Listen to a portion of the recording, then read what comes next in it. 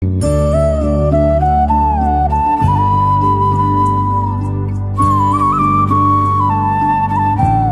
ఉదయకాల సమయంలో దేవుని యొక్క వాగ్దానమును వింటున్న ప్రభు బిడ్డలైన మీ అందరికీ మన ప్రభువైన యేసుక్రీస్తు ప్రభువారి శ్రేష్టమైన నామములో శుభములు ప్రభు పేరిట మీ అందరికీ కూడా తెలియజేస్తూ ఉన్నాం.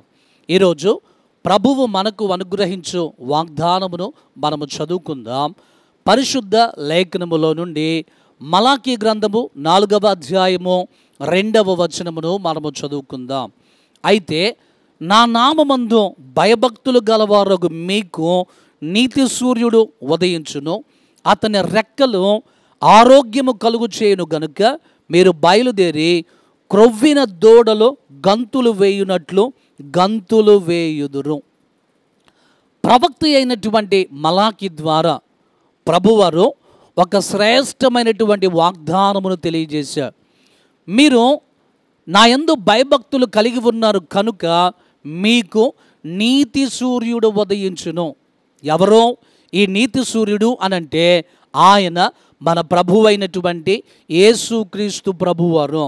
ఆయన నీతి సూర్యుడుగా ఈ లోకానికి వచ్చి మనుషులందరి పాపముల కొరకై కలువరి శిలువలో తన ప్రాణమును పెట్టి ఆయన తన రక్తమును చిందించి మన కొరకు చనిపోయాడు. అయితే నీతి సూర్యుడైనటువంటి యేసుక్రీస్తు ప్రభువారి యొక్క రెక్కలు ఆరోగ్యమును కలుగు చేయును. ఆయన రెక్కలు అంటే అర్థం ఏంటంటే ఆయన హస్తములో యేసుక్రీస్తు ప్రభువారి యొక్క చేతిలో ఆరోగ్యమును కలుగు చేయును కనుక మీరు క్రొవ్విన దూడల వలె గంతులు వేస్తారు అని ప్రభువారు మాట్లాడుతూ ఉన్నారు. యేసుక్రీస్తు ప్రభువారి చేతిలో మనలను స్వస్థపరిచేటువంటి చేతులు అయి ఉన్నాయి.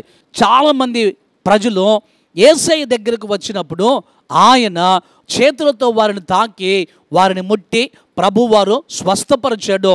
ఎట్టి వ్యాధి కలిగిన వారైనను ప్రభు దగ్గరికి వచ్చినప్పుడు ఆయన కనికరపడి వారి మీద చేతులుంచినప్పుడు వారు స్వస్థతను పొందుకొని ఆరోగ్యమును పొందుకొని వెళ్ళినట్లుగా పరిశుద్ధ బైబిల్ గ్రంథంలో మనము చదువుతూ ఉంటాం. పరిశుద్ధ లేఖనంలో యోహాను సువార్త 5వ అధ్యాయములో మనము చదువుతూ ఉన్నప్పుడు యెరూషలేములో బెతెస్దా అనేటువంటి కోనేరు ఒకటి ఉంది. ఈ కోనేటి దగ్గరికి ప్రతిరోజు కూడా ఆయా సమయములకు దేవదూత వచ్చి కోనేటిలో ఉన్న నీటిని కదిలిస్తూ ఉన్నప్పుడు ఎవరైతే మొట్టమొదటిగా ఆ కోనేటిలో దిగుతారో వాడు ఎట్టి వ్యాధి గలవాడైనను స్వస్థత పొందుకొని వెళ్ళిపోతూ ఉంటా. అయితే 38 సంవత్సరాల నుంచి అక్కడే ఒకడు పడి ఉన్నాడు. యేసయ్య వచ్చాడు. వాడి స్థితిని ప్రభువారు గమనించి నీవు లేచి నీ పరిపెత్తుకుని నడవమని చెప్పగానే వాడు దిగ్గున లేచి నడిచి గంతులు వేసినట్లుగా పరిశుద్ధ లేఖనంలో మనము చూస్తూ ఉన్నాం. ఆయన రెక్కలు అనగా ఆయన చేతులు మనకు ఆరోగ్యమును ప్రసాదిస్తాయి కనుక ఈ రోజున ప్రభువారు నిన్ను ముట్టి నిన్ను స్వస్థపరిచి నీకు ఆరోగ్యమును కలుగు చేస్తాడు.